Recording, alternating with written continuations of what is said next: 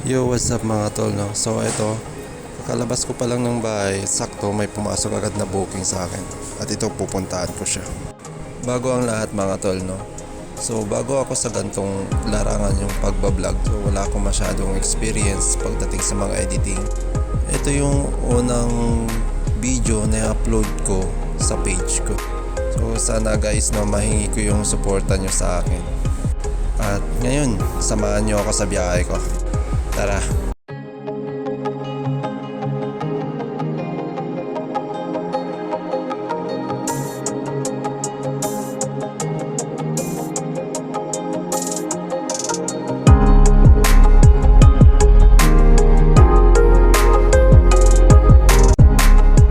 Ayan, si Sir, siya yung unang pasahero natin ngayon, no? So inabot ko na sa kanya yung helmet. At ayan, bumiyahe na nga kami from Bicutan to Parañaque.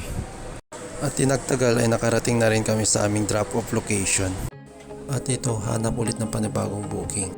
At ito ang madalas na ginagawa ng ating mga kapwa MC taxi rider, ang gumapang.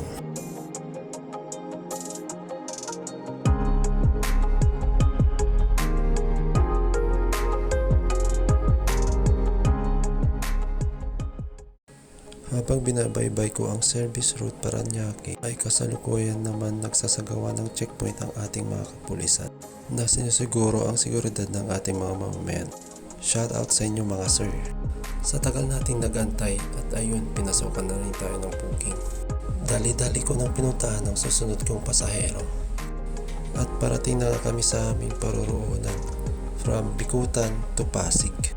At ito, inabot na nga ni Sir ang helmet at magbabayad siya through GCash. At dinagtagal ay napasukan ulit ako ng panibagong booking. Pinuntahan ko na agad kasi nasa kabilang kalsada lang naman siya. At nakisuyo nga si ma'am na ilagay sa box ang kanyang bitbit kasi nga mabigat. At nilabas ko na rin ang aking pamalakasang helmet. So tara, hatid natin si ma'am.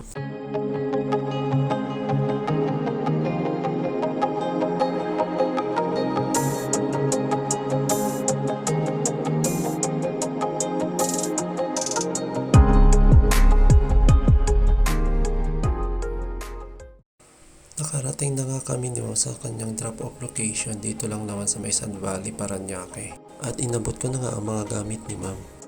Maraming salamat po. At dito, may pumasok sa akin na booking na agad-agad kong pinuntahan. At di ko rin in-expect ang nangyari.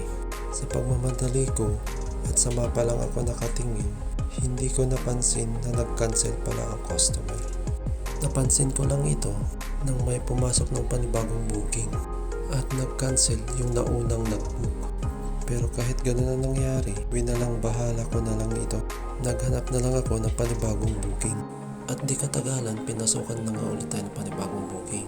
At pinupuntahan ko na nga siya sa kanyang pick-up location. Pagdating ko ay tinawagan ko na nga agad ito.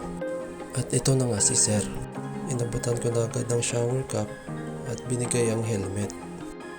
Masarap bumiyahe pag ganitong gabi. Bukod sa hindi na traffic, hindi pa siya mainit. At ito, nakarating na nga kami sa kanyang drop-off location sa may Makati.